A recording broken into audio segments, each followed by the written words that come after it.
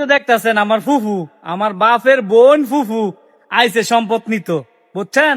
আমি বিদেশ থেকে আইছি বিদেশ থেকে দেশ আইছি এই বোনের বাপের বোনের বের ভাঙতাম, সম্পদ নিত আইছে।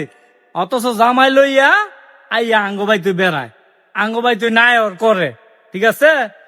এক আনা সম্পদ অফাইতা না, এক আনা সম্পদ অফাইতা না। কেরে সম্পদ কি তোর বাপের ডা নিতে মাইছি? তোর বাপের ডাদো নিতে মাইছি না, তগড়াও নিতে মাইছি না। আমার বাপের সম্পত্তি আমি নিতে মাইছি, আমার হক আমি ফানা, আমার বাপের দামি ফানা, আমার বাপের দামি নিমু, তগড়া তো নিতে মাইছি না।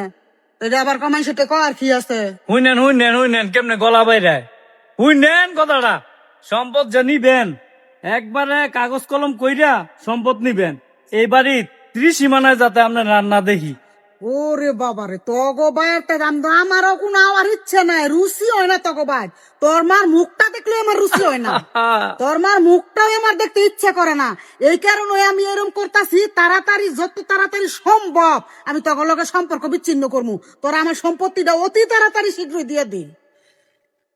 বুঝছেন আঙ্গবাই কিন্তু আড়াইতো না কইছে সম্পদ আজকই ভাগাভাগি হইব, ঠিক আছে?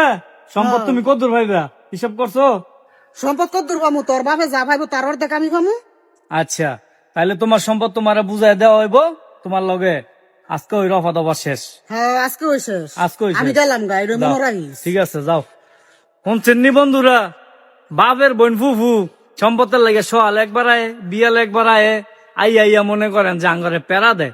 আমরা কামও শান্তি পাই না, খাইতাম বইয়া শান্তি পাই না, অশান্তির মধ্যে আছি। আজকে জাগার বের ভাঙ্গে ওই পরে খামু।